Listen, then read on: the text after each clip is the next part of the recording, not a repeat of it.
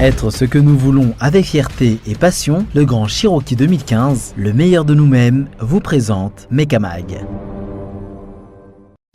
CT Motors, le spécialiste de vos déplacements, vous présente Mekamag.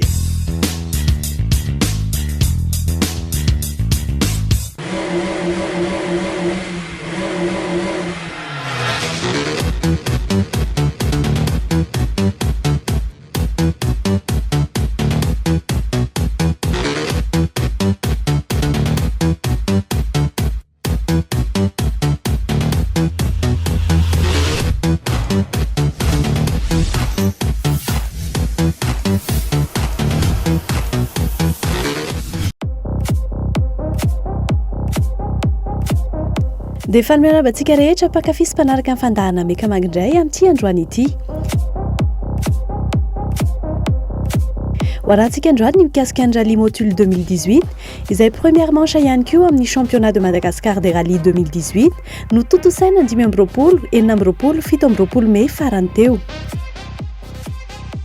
Ny club FMMSAM izay mankalaza ihany koa ny 15 taonany amin'ity taona ity no club organisateur an'ity rallye voalohany tamin'ny tao mpilalovanà 22 arivo ity.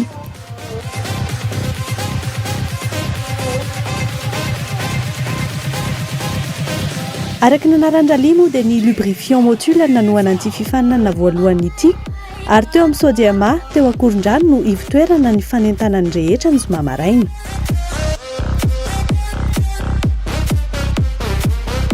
Efa ela tsy nahitana mpandray anjara maro tahaka ny tamin'ity rallye motul ity ny sehatry ny rallye teto amintsika satria dia mahatratra 270 be izao ireo no nisoratra anarana ka ny tsy njara ho toy izao. 5 ireo klasy M4 ka Subaru Impreza ny anankitelo ary Mitsubishi ny anankiroa. 5 ihany koa ireo klasy T2 na ihany koa ireo fantatsika amin'ny andavanandro hoe 4x4. Nahitana ny marika rehetra tao toy ny Ford Ranger, ny Isuzu D-Max, ny Foton Tunlands, ny Sangyong Action Sport ary ny Nissan. 12 ireo klasy M12, nahatratra 13 kosa ireo klasy M11, 10 ireo klasy M10 ary iray kosa ny klasy M9 nandray anjara. Ny équipage mixte, izany hoe ny équipage sady misy lehilahy no misy vehivavy kosa dia nahatratra 5. Ny équipage féminine, izany hoe ireo équipage 100 vehivavy kosa dia niisa 4.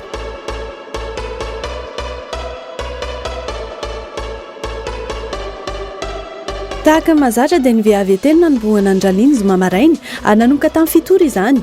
Ny VAVT moa no fijerevana ny lafiny ara-taratasy eo amin'ny mpanamory toy ny permis sy ny licence izay omen'ny fédération sy ny taratasy ny fiarakodia ihany koa toy ny visite technique, ny assurance ary ny passeport technique ny fiaran'ny mpifaninana. Amin'io ihany koa ny fijerena ny lafiny ara-teknika ny fiara sao sanatria misy tsy momba an'izany.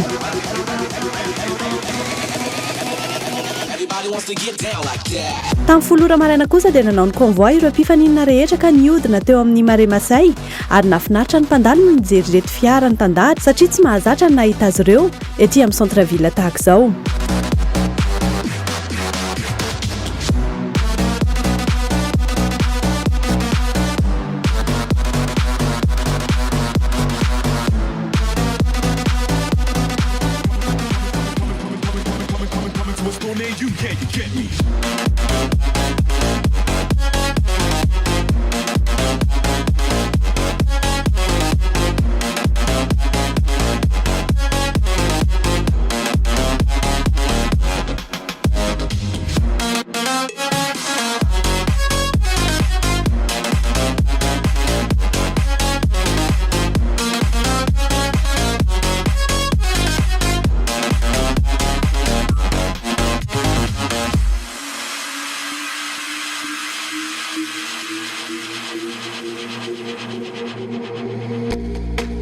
Taorian'izay dia niditra tao amin'ny parc fermé ireo fiara mandra-piandry ny fiangana hamonjy ny épreuve spéciale voalohany tamin'iray ora.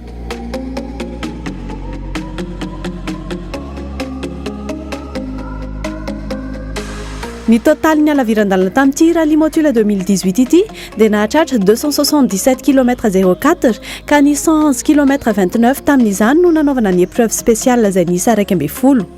Ary ny 165 km/75 kosa no alaviran'ny liaison. Zany hoe 750 isanjato ny lalana nandehanana zany dia épreuve spéciale avokoa.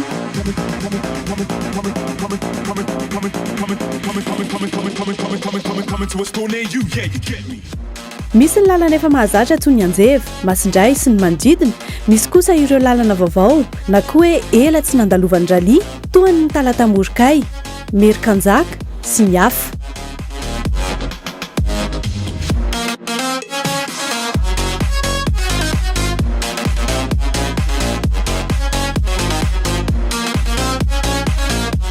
Ny zoma hariva ny tena nanomboka ny fifaninanana ary niala tao amin'ny Sodiamany mpifaninana tamin'iray ora ary nandeha namonjy ny épreuve spéciale voalohany tany Ambohimanambola Jirama izay mirefy 9 kilometatra sy 570.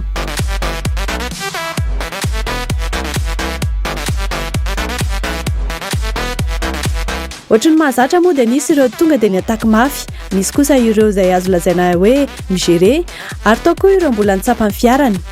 Isan'ny ratsy ny andro fa tonga dia niataka Ibona sy Miangaly izay nitondra ny Subaru e-Cup Sport Love Rally classe M12 izay sady équipage mixte ihany koa izay nahavita ny feptaona 5 minutes 29 secondes 5 centièmes narahany tahina sy tahina izay nanamoro Subaru Impreza classe M4 izay 6 secondes tany aoriana.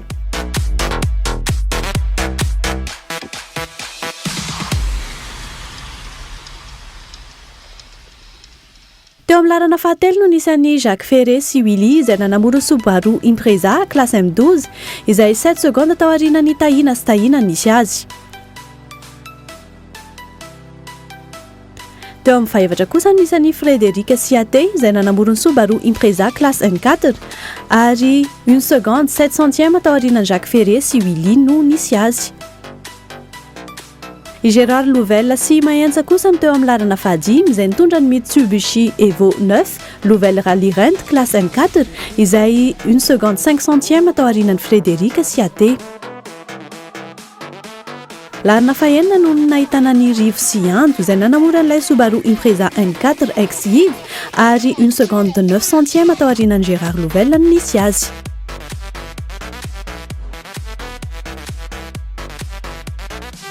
Itadis Sarika izay nanamora ny Ford Ranger classe T2 ary équipage mixte kosa no teo amin'ny larana fahafito raha nanana ny fahatarana 3 secondes 1 centième tao aorianany Rivo sy Ando.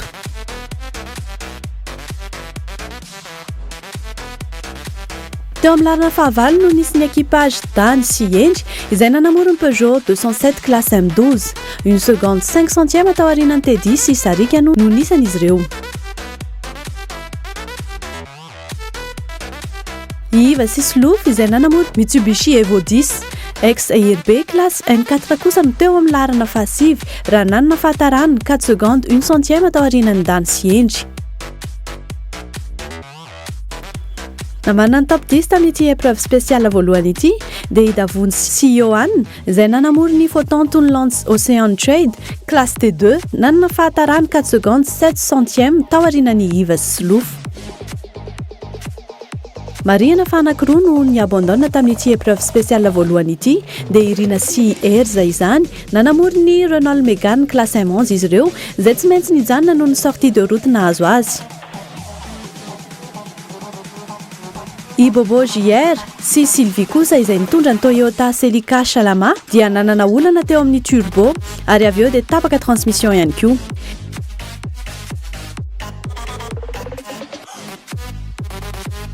Ny deuxième journée an-drally kosa vao tena nanomboka ny tena hoe combat ho an'ireo mpifaninana rehetra satria dia section anankiefatra be izao no hifaninanana izay mizara épreuve spéciale misy enina ka mahatratra 78 km/200 ny halaviran'ny épreuve spéciale hifaninanana tamin'ny tontolon'ny andron'ny sabotsy io.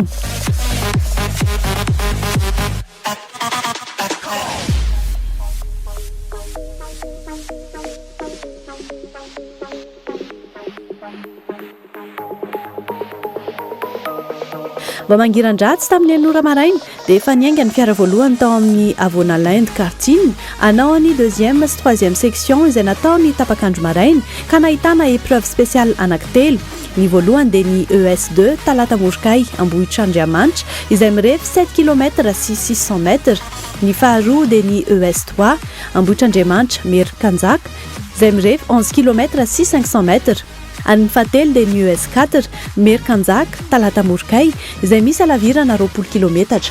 Izany hoe 39 km/h no alaviran'ny spécial ifaninanana tamin'ity deuxième sy troisième section ity.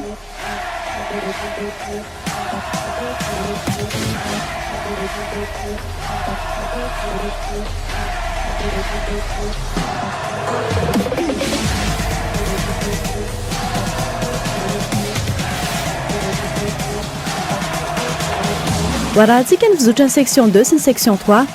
Teo amin'ireo épreuve spécial anankitelo ny faninanana ireo dia i Frédéric Siaté izay mitondra ny Subaru Impreza classe N4 no nahavita temps scratch indrozy sesy tamin'ny spécial numéro 2 sy ny spécial numéro 3.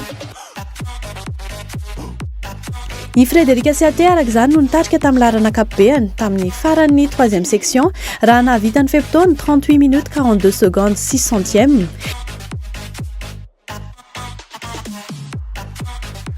Nanana avance 3 secondes 8 centièmes izy ireo tamin'ny tahina sy tahina izay nanamora ny Subaru Impreza classe N4.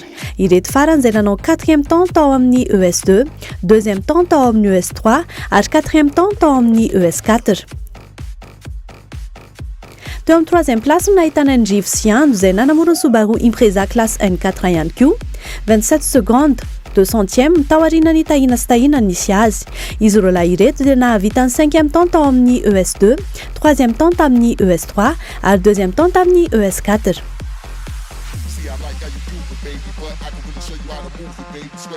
Teo amin'ny 4e place no nisy any Dany Siendry izay nanamora ny Peugeot 207 classe M12. Ireto farany izay somary tojo olana ihany satria dia tamin'ny ES1 ihany izy ireo no nisy turbo ka dia lasa mode atmosphérique ny fiara. 37 secondes 6 centièmes no elanelany tamin'ny Rivo Siando tamin'ny faran'ny section 3 ity. Nanao ny 6e temps teo amin'ny ES2, 5e temps ny ES3 ary 5e temps teo amin'ny ES4.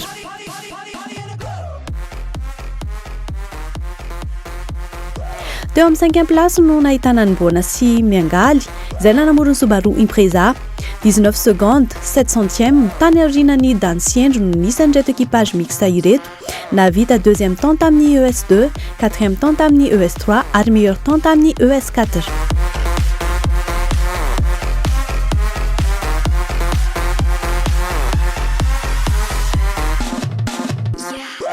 I Davondy Sy Johan izay tsy iza fa zanaky Davondy Sy Sandy nanamora ny Photon Toulon classe T2 teo amin'ny larana fahaenina.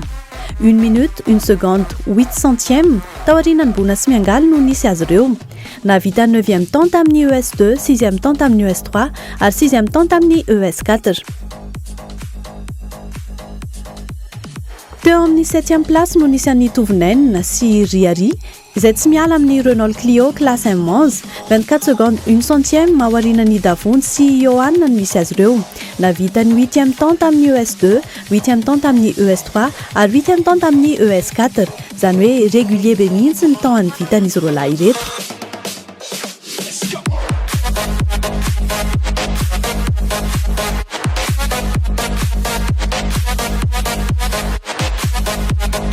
I Freddy sy Jimmy izay nanamora ny Isuzu D-Max RT50 classe M13 no nitazana ny 8e place, 4 secondes 2 centièmes fotsiny tao aorian'ny Tovinenina sy Riari no nisy azy ireo. Nanao ny 13e temps tamin'ny ES2, 7e temps tamin'ny ES3 ary 11e temps tamin'ny ES4.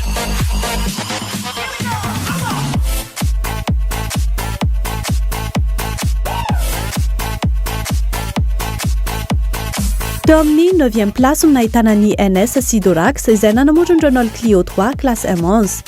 17 secondes 6 centièmes no elanelany tamin'ny Freddy sy Jimmy. Nanao ny 12e temps tamin'ny ES2, 9e temps tamin'ny ES3 ary 7e temps tamin'ny ES4.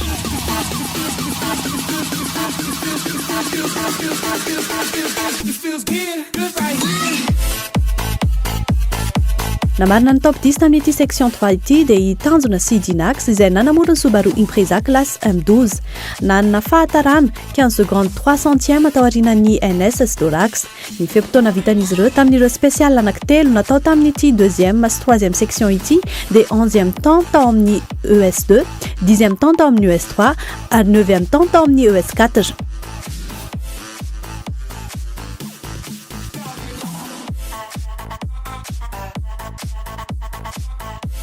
tamin'ireo kilasy samihafa kosa indray tamin'ity 3e section ity dia i Frederika Siate no nitana ny toerana voalohany na raha Antahina sy Tahina teo amin'ny toerana faharoa ary Rivo sy Ando teo amin'ny laharana fahatelo. Izy telo ireo dia samy nanamory Subaru Impreza avokoa ary nitana laharana voalohany, faharoa ary fahatelo teo amin'ny filaharana ankapobeny teo amin'ity section telo ity.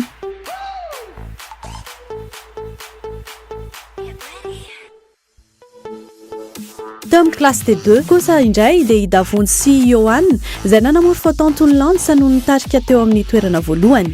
Izay narahany Fredis Jimmy izay nanamory ny Isuzu D-Max RT50 teo amin'ny laharana faharoa izay 28 secondes 3 centièmes tany aoriana. Ary namarana ny top 3 dia i Teddy sy Sarik izay nanamory Ford Ranger 1 minute 5 secondes 8 centièmes no elanelana nisy azy ireo mihoatra amin'ny Davonjy sy Johan. 11e ny toerana nisy azy ireo teo amin'ny filaharana ankapobeny. Teo amin'ny laharana fahaefatra teo amin'ny classe M13 no nahitana ny Aja Danielson sy Rivo izay nitondra ny Sangyang Action Sport. 12e no nisy azy ireo eo amin'ny classement général. Ny Mathieu sy Tsires kosa izay nitondra ny Sanna no namarana ny top 5 tamin'ity classe M13 ity teo amin'ny section 3 ary 14e teo amin'ny classement général nisy azy ireo.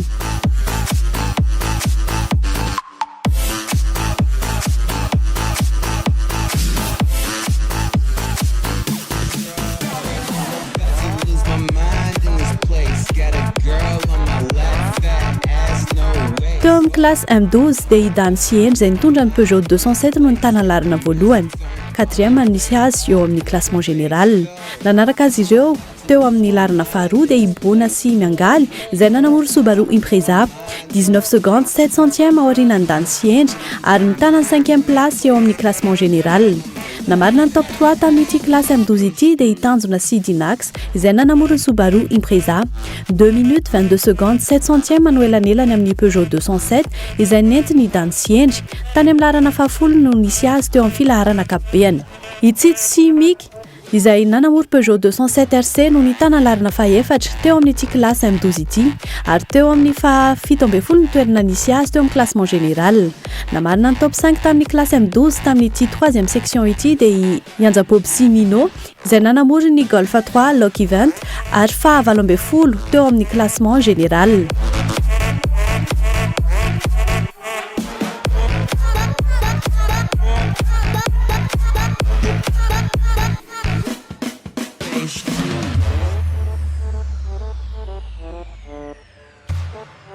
Teo amin'ny classe M11 dia i Tovinena sy Riari nitondra Clio no nitarika tamin'ny laharana voalohany. Teo amin'ny 7e place kosa no nisy azy ireo teo amin'ny classement général. Nanaraka azy teo amin'ny laharana faharoa dia nisy ny NS sy Dorax izay nitondra Clio 3 ka 21 secondes 8 centièmes taorianan'ny Tovinena nisy azy ireo. Teo amin'ny 9e place kosa nisy azy ireo teo amin'ny filaharana ankapobeny. Namarina ny top 3 teo amin'ny classe M11 no nisy ny Nirina sy Alcazara kely izay nanamory Peugeot 206 1 minute 37 secondes 6 centièmes no elanelany amin'ny Clio ny Tovinena. Teo amin'ny laharana fahatelo ambin'ny folo nisy azy ireo teo amin'ny filaharana ankapobeny. Teo amin'ny laharana fahaefatra amin'ny classe M11 kosa no nahitana ny Ony sy Finoana izay nitondra ny Peugeot 206 nitazona ny laharana fahaenina ambin'ny folo izy ireo teo amin'ny classement général.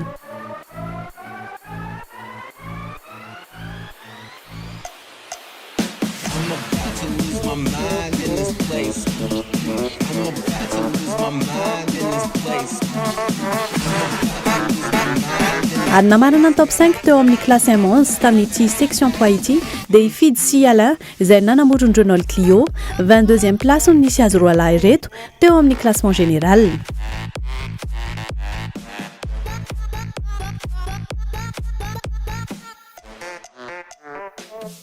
Teo amin'ny classe M10 dia i Lega sy Betojo izay nitondra ny Peugeot 205 Rally no nitana ny toerana voalohany. Teo amin'ny 15e place no nisy azy roa lahy ireto teo amin'ny classement général. Teo amin'ny laharana faharoa no nisy ny Stenna sy Griek izay namory ny Peugeot 106 Rally 1 minute 57 secondes 4 centièmes no elanelany tamin'ny Lega sy Betojo ary 19e ny place nisy azy eo amin'ny classement général. Namarina ny top 3 teo amin'ny classe M10 dia BRIE sy Jacol izay nanamory ny Peugeot 205 3 secondes 2 centièmes mamonja ny elanelana nisy azy tamin'ny Stenna sy Griek.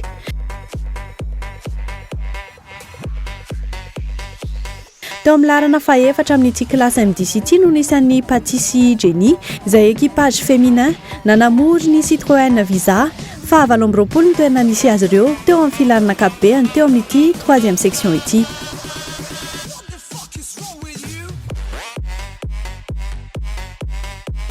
Teo amin'ny classe M9 dia Jim Maslanto AS izay nanamory Peugeot 106 no hanotokana nandray anjara ary teo amin'ny 26e place no nisy azy teo amin'ny filarana ankapobeny tamin'ity section 3 ity.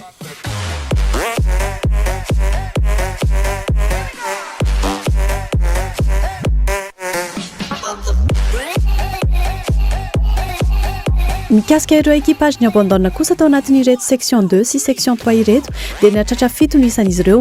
Ny abandonna teo amin'ny ES2 Ilovelle sy Mayensa izay nanamory ny Mitsubishi Evo 9 izay nitazona ny larana fahadimy teo amin'ny première journée. Nanao sortie de route no sady nanao tonneau izy roalahy ireto ary latsaka tany anaty ravin izay nahatratra 15 mètres ny alaliny. Ny fiara dia azo lazaina hoe somary potika ihany fa izy roalahy kosa dia tsy nisy faharatrana na dia kely aza noho ny fiarovan'ny arceau.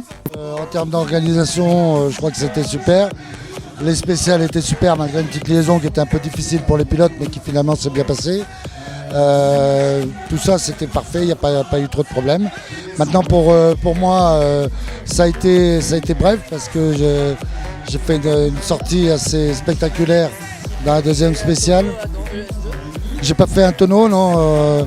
On est sorti très fort dans un ravin où on a dû chuter en hauteur plus de 20 mètres et en longueur 30 mètres plus loin dans les arbres et tout. Et là je dois souligner, remercier ma voiture, remercier la préparation de cette voiture qui a été faite dans des conditions de professionnels avec les arceaux et tout ce qu'il faut comme sécurité qui nous a sauvé la vie. Je serai partant sans doute pas sur les Evo 9 parce que c'est bientôt. Il faut quand même... Voilà. Il faut, le deuxième rallye, non, c'est à Tana, hein, c'est confirmé à Tana, ouais, au mois de juin, rallye à Sac. Mais bon, il faut malheureusement pas mal de temps pour faire venir ce qu'il faut pour réparer. La voiture, elle est bien abîmée au niveau carrosserie. Il faut changer l'arceau, mais le reste, le châssis, le moteur, la boîte, tout ça n'a rien. Donc c'est vraiment du travail de carrosserie et l'arceau à remplacer. I Rala CCC izay nanamory Renault Clio ihany koa dia niabandonna teo amin'ny ES2. Ny azy roalahy koa dia olana ara-teknika nisy teo amin'ny fiara no nampijanona azy.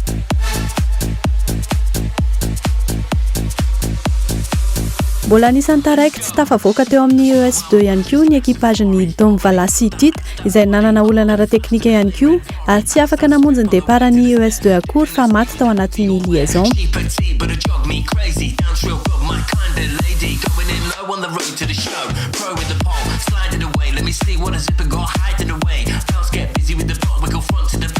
Ary ny farany tsy tafavoaka tao amin'ny ES2 dia i Jordan sy Anders izay nanamory ny Subaru Impreza. Nanana olana teo amin'ny pompe électrique ireto équipage ireto efa hatramin'ny première journée ka izay no nitarika ny abandonan'izy ireo.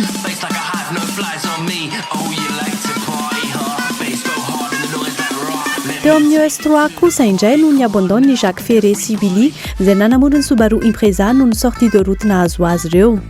Raha ny vaim-potoana vitan'ity équipage ity tamin'ny ES1 sy ES2 dia teo amin'ny 3e place no nisy azy teo amin'ny vaim-potoana 12 minutes 53 secondes 4 centièmes izany hoe 2 secondes 1 centième teo anolohan'ny Rive sy Ando talohan'ny abandonan'izy ireo.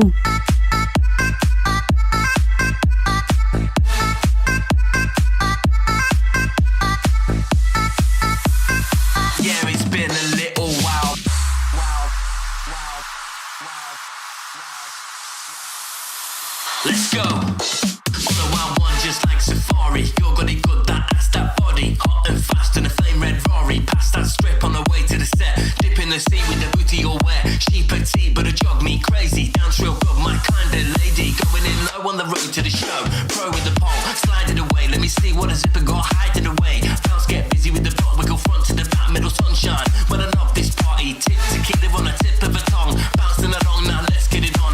Look so sweet, that ass, that pong. So fly with the bounce game strong. Yeah, we got Hugo Louvel sy Nat ihany koa dia tsy tafavoaka tao anatin'ity ES3 ity noho ny fahavaka isan'ny boîte de vitesse an'ilay Peugeot 306 16S.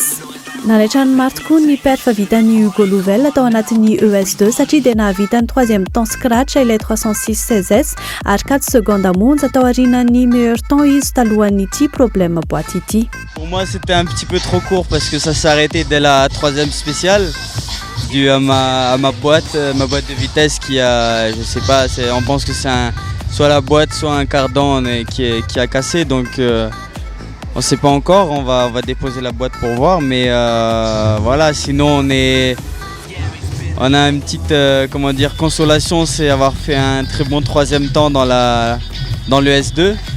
Un 3e temps avec une petite 306 devant quelques Subaru, ça me fait plaisir quand même. Et voilà, donc on s'est bien amusé avec Nathanaël et un très bon feeling est passé entre nous. On s'est bien débrouillé dans la voiture. Je me suis senti à l'aise avec lui, donc voilà, tout va bien. Et voilà, on verra la prochaine manche au Rallye Assac. Ary faran'ny abandona teo amin'ny Austria dia ny équipage mixte Sista sy Nitro izay nanamory Citroën C2 classe M10 izay tapaka transmission tao anatin'ny spécial. Raha tahaka izay ny fizotran'ny tapakandro maraina dia ny 4e 5e section kosa no tanterahana ny tapakandro hariva ka rehefa avy nanao regroupement teo amin'ny terrain de foot tao talata morokay ireo mpifaninana niala hamonjy ny ES manaraka ny fiara voalohany tamin'ny 12 ratoandro.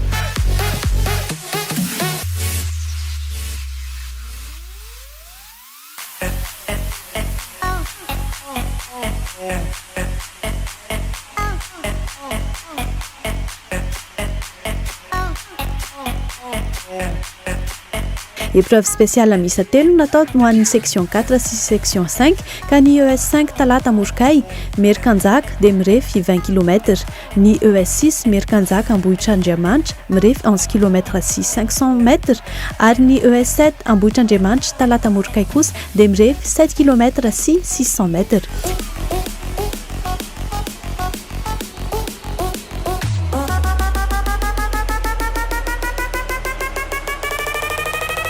Teo aorian'ireo épreuve spéciale nifaninanana tamin'ny 4e 5e section ireo dia mbola i Frédéric Siaté izay nitondra ny Subaru Impreza classe N4 ihany no nitarika teo amin'ny larina voalohany.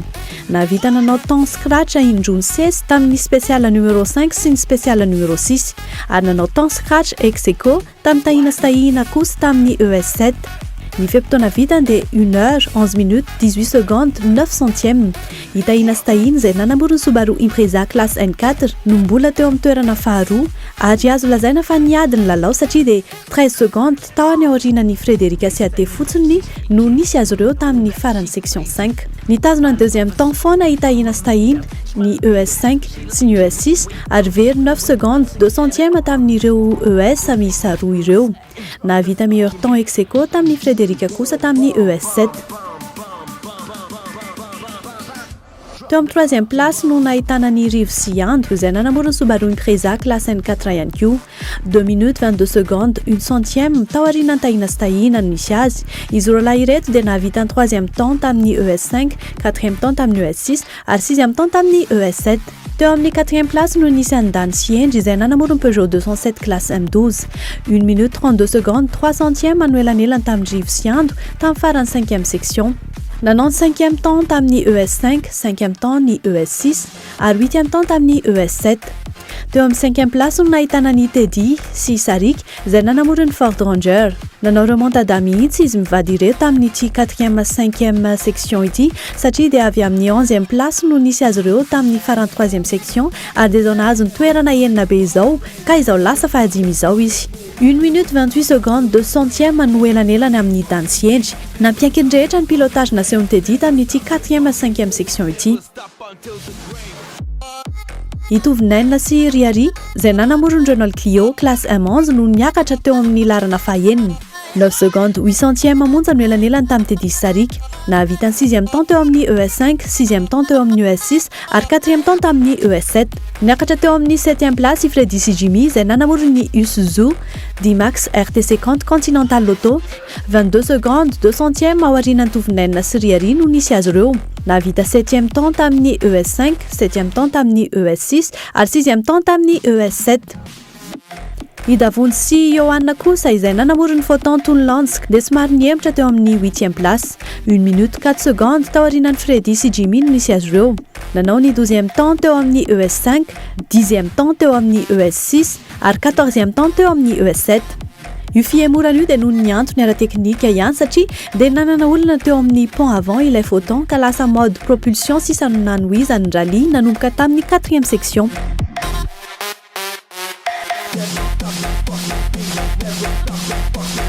Niakatra teo amin'ny 9e place ihany koa Ihaja Danielson sy Rivo izay nanamorony Sangyong Action Sport CT Motors 33 secondes 8 centièmes manoelanelana tamin'ny Davony sy Johan. Nanao ny 9e temps teo amin'ny ES5, 11e temps teo amin'ny ES6 ary 9e temps teo amin'ny ES7. Namarina ny top 10 tamin'ity section 5 ity dia hitanjona Zdinak izay nanamorony Subaru Impreza T2R RRS classe M12. Nanana fahatarana 18 secondes 8 centièmes taorianan'ny Ihaja Danielson izy ireo. Ny fiampitaona vitan'izy ireo tamin'ireo spécial anankitelo natao tamin'ity 4e 5e section ity dia 10e temps tao amin'ny ES5, 14e temps teo amin'ny ES6 ary 13e temps teo amin'ny ES7.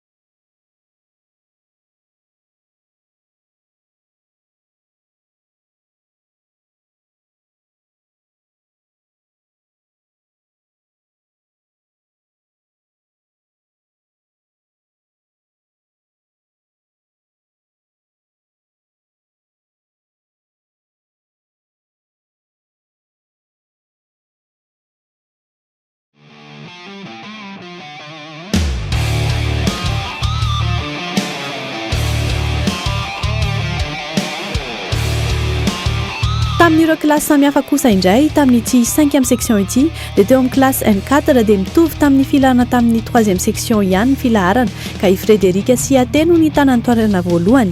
Narahiny Tahina sy Tahina teo amin'ny toerana faharoa ary Rivo sy Anto teo amin'ny toerana fahatelo. Izy telo ireto dia samy nanamoro Subaru Impreza avokoa ary nitana ny laharana telo voalohany eo amin'ny classement général.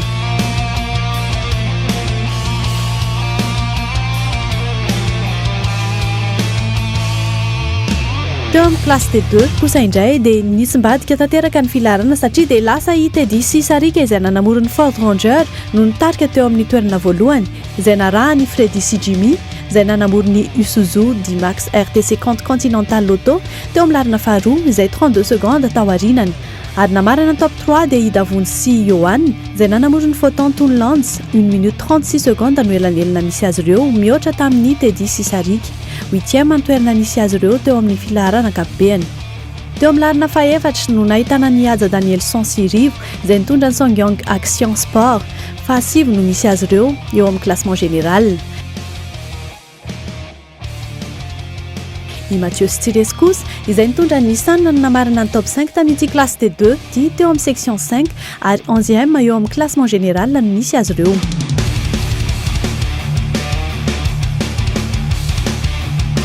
Teo amin'ny classe M12 dia somary nisy fifadiana ihany koa satria na dia mbola Idan sy Endry izay nitondra ny Peugeot 207 no mbola nitana laharana voalohany 4e no misy azy eo amin'ny classement général dia hitanjona Zdinak kosa no lasa teo amin'ny laharana faharoa izay nisy anibona sy miangaly tamin'ny section 3. Nitana ny 10e place izy ireo amin'ny classement général. Namarina ny top 3 tamin'ity classe M12 ity dia Ianja Bob sy Nino izay nanamorony Golf 3 Lock Event tany amin'ny laharana faha-10 nisy azy teo amin'ny filaharana ankapobeny. I Fidy Anjeva sy Andry izay nanamorony 5 Anjeva Likimoli no nitana laharana faha-efatra teo amin'ity classe M12 ity ary teo amin'ny laharana faha-9 no toerana nisy azy tamin'ny classement général.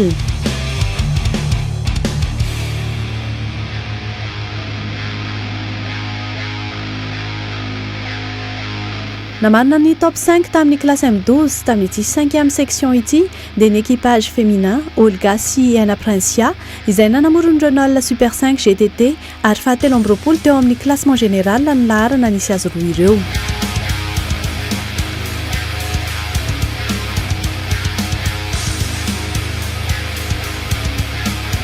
Teo amin'ny classe 1-11 dia itovinenina Sriari mitondra ny Renault Clio ny mbola nitarika teo amin'ny laharana voalohany. Teo amin'ny 6e place kosa nisy azy ireo teo amin'ny classement général. Nanaraka azy teo amin'ny laharana faharoa dia Inirina sy Alcazara kely izay nanamory Peugeot. Teo amin'ny 12e place kosa nisy azy ireo teo amin'ny filaharana ankapobeny. Namarina ny top 3 teo amin'ny classe 1-11 no nisy Anion sy Finoun izay nanamory Peugeot 206. Teo amin'ny laharana faha-14 no nisy azy ireo teo amin'ny filaharana ankapobeny.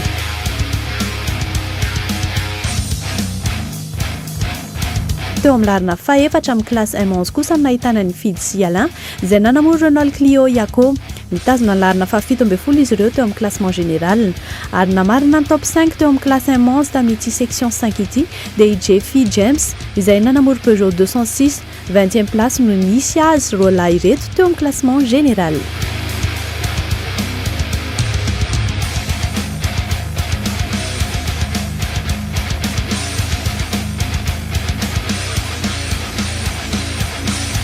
Teo amin'ny classe M10 dia tsy nisy fiovana ny filaharana fa i Lega sy i Betojo izay nitondra ny Peugeot 205 Rally ihany koa no nitandra ny toerana voalohany. Teo amin'ny 13e place no nisy azy roa ireto teo amin'ny classement général.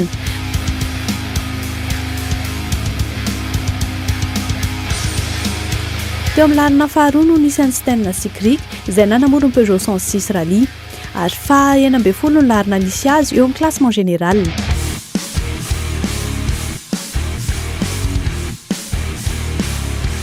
Namarina ny top 3 teo amin'ny classe M10 dia Brier sy Jacol izay nanamory Peugeot 205. 3 secondes 200e mamonja ny elanelany nisy azy tamin'ny Sten Sikrik.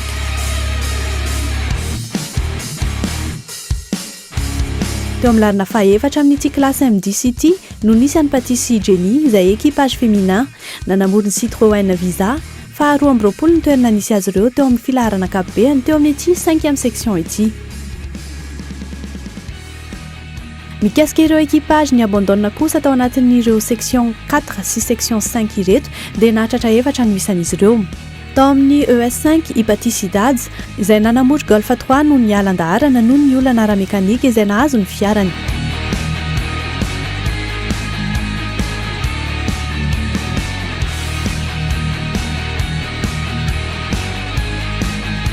Yantra sy Nani izay nanamory Subaru Impreza ihany koa dia ny abandonna teo amin'ny ES5 noho ny antony ara-mekanika.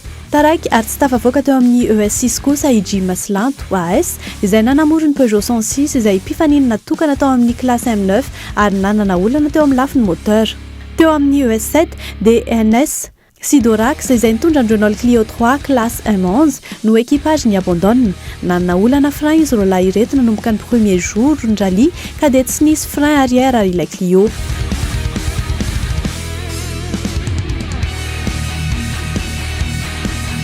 I Tsito Simic izay nanamory Peugeot 207 RC ihany koa dia tao amin'ny ES7 no tsy maintsy nijanona noho ny olana nisy teo amin'ny moyeu arrière gauche an'ilay fiara.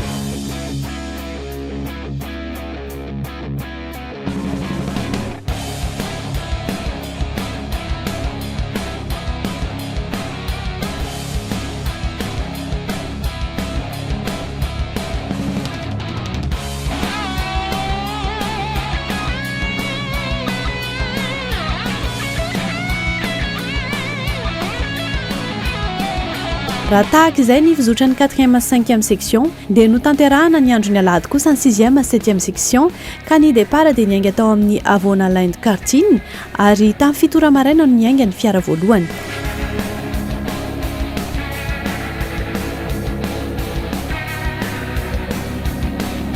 épreuve spéciale misa efatra no tanterahana ho an'ny section 6 section 7 ka ny ES8 croisement Ambohimboangy dia mirefy 6 km sy 750 m, ny ES9 Masindray mirefy 6 km sy 420 m, ny ES10 Anjevaterrain de foot kosa dia mirefy 6 km sy 420 m, ary ny ES11 farany dia Ambohimanambola Jirama izay mirefy 6 km sy 750 m, izany hoe 26 km sy 340 m en total ny épreuve spéciale ifaninanana amin'ity 6e sy 7e section farany ity.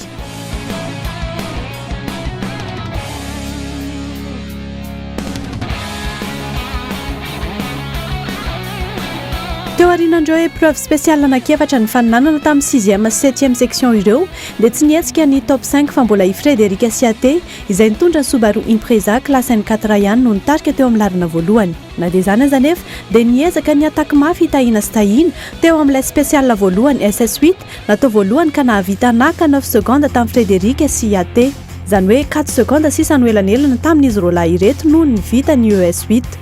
Tsy nijanona teo ihany koa anefa i Frédéric efa niataka mafy ihany koa tamin'ny ES9, ES10 ary ES11 ary dia nanao temps scratch hatrany ka nahatazona ny écart ho 26 secondes 4 centièmes tany amin'ny arrivée finale.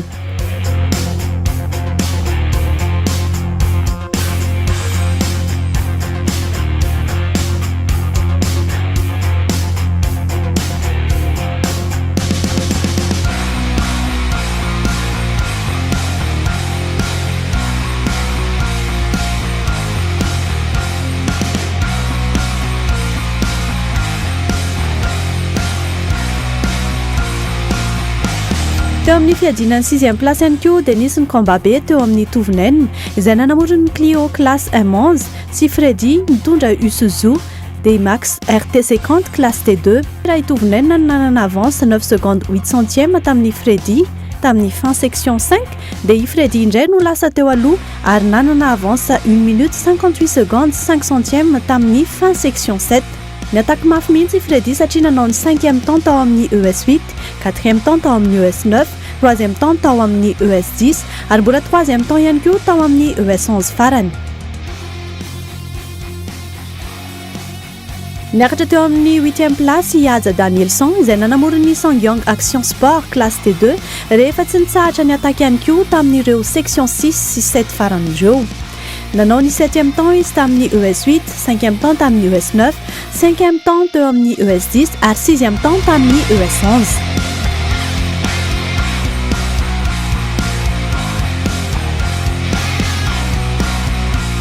I Mathieu Strez nanamorony Nissan classe T2 ihany koa dia tafiditra top 10 ary niakatra teo amin'ny lalana fahasivy tamin'ny farany section 7 raha ohatra ka tany amin'ny 11e place no nisy azy ireo tamin'ny farany 5e section.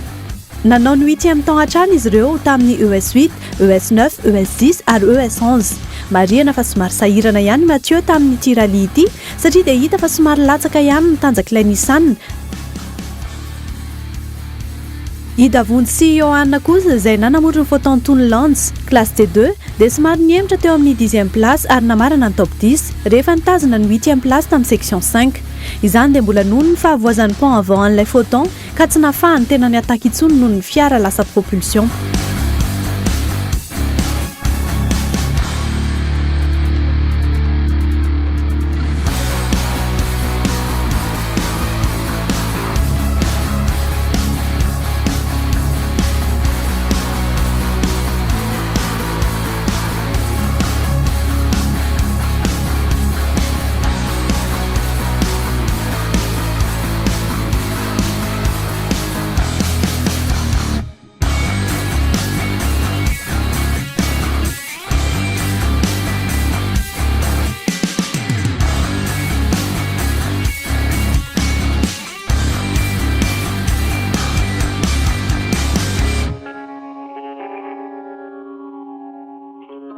Mikasika ny équipage ny abandonna kosa indray dia i Jeffy James sy Pat Block izay nanamorony Peugeot 206 classe M11 no tsy maintsy nialan-darana tao amin'ny spécial noho ny olana ara teknika.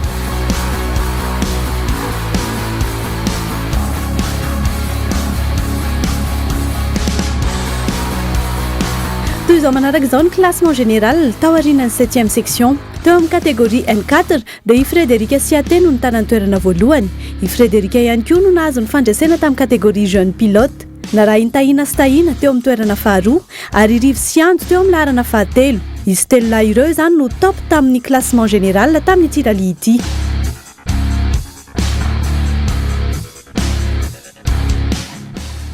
Teo amin'ny classe T2 kosa indray dia nisy ny fiovan'ny filaharana satria dia raha hitadiana Sarika izay nanamorony Ford Ranger no nitarika teo amin'ny toerana voalohany.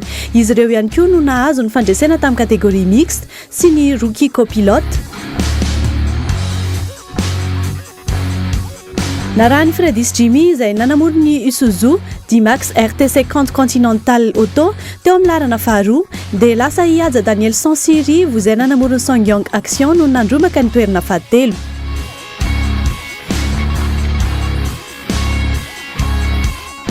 Teo amin'ny kategoria M12 4 roues motrices dia Tanjona Sidinax izay nanamorony Subaru T2R RRS no nahazo ny toerana voalohany ary izy ireo ihany koa no sisa tonga hatramin'ny farany tamin'ity kategoria ity. Teo amin'ny kategoria M12 2 roues motrices kosa dia nazava ny fandresen'ny Dan Siendry izay nitondra ny Peugeot 207. Yanja Bob sy Nino izay nanamorony Golf 3 Loki 20 kosa no teo amin'ny laharana faharoa ary namarana ny top 3 tamin'ity kategoria M12 2 roues motrices ity dia ifidy Anjeva Siandry izay nitondra ny Peugeot 504 500 Likimoli.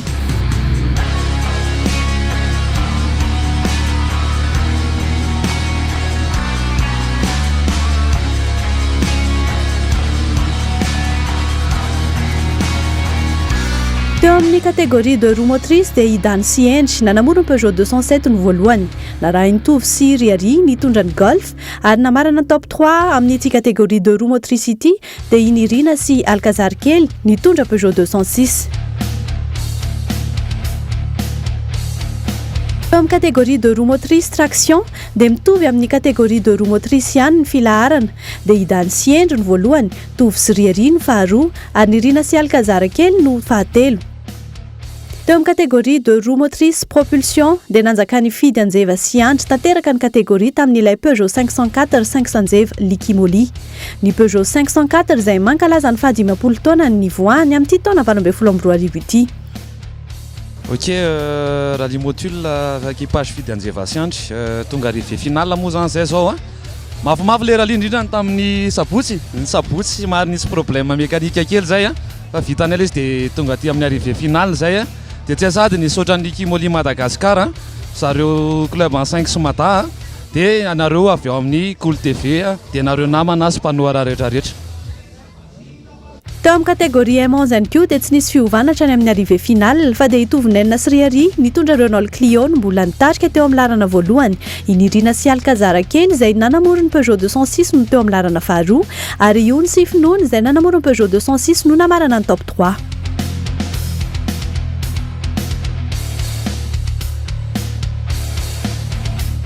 Teo amin'ny kategoria M10 ihany koa dia tsy nisy ny fiovany fa Ilega sy Betouz izay nitondra Peugeot 205 rally ihany no nitana ny toerana voalohany. Teo amin'ny laharana faharoa no nisy any Stenna Skrik izay nanamorony Peugeot 106 rally ary namarana ny top 3 teo amin'ny classe M10 dia i BRIE sy Jacol izay nanamorony Peugeot 205. Best Music Compilation. Teo amin'ny kategoria jeune pilote dia i Frederika nanamorony Subaru Impreza classe N4 no nibatany fandreseny. Izay dia équipage Frederika Siate dia tamin'ilay rally farany teo tsara be ny lalana. Nanana problème kely zay tao amin'ny ES7 nisy problème ana menaka fa soa ihany fa voavaly olana dia mba afaka nandeha tsara hatramin'ny farany.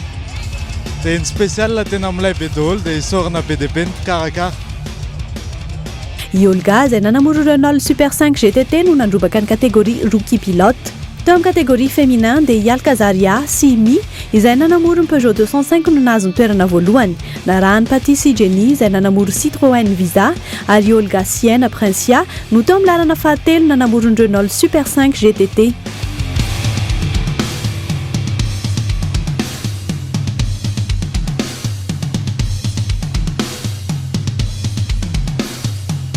Ary farany teo amin'ny kategoria jeune pilote dia iendry copilote ny tany no nahazo ny larana voalohany. Iohan ny copilote ny davonjo ny faharoa ary Alkazarakely izay copilote ny Nirina no teo amin'ny larana fahatelo.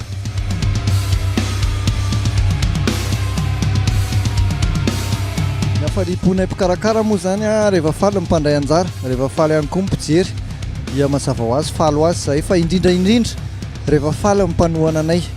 Raha ny akony azonay tamin'izay karazany telo zay aloha dia faly daholo ireo olo ireo donc faly ihany koa izay mpikarakara. Ny toyan'ny programme anay zany dia amin'ny volana septembre misy ny slalom indray izay karakarain'ny club FMMSAM, dia amin'ny volana décembre indray kosany ny fankalazana ny 15 taona ny club FMMSAM. Zay ny amin'ity taona 2018 ty aloha hatreto. Arak'izay efa nilazaiko zay zany dia ao ny slalom raha amin'ny volana septembre, dia misy ihany koa ny soirée izay fankalazana io 15 taona io amin'ny volana décembre ho avy zao. Rally iray ihany aloha tamin'ity fa raha amin'ny herintaona 8 heures vita zany rally roa zany. Dia toy izay ndraiky fandaharana mekamagintsika androany ka dia misaotra anareo mpankafy sy mpanaraka ny fandaharana ary manome fotoana anareo amin'ny herinandro tahaka izao indray.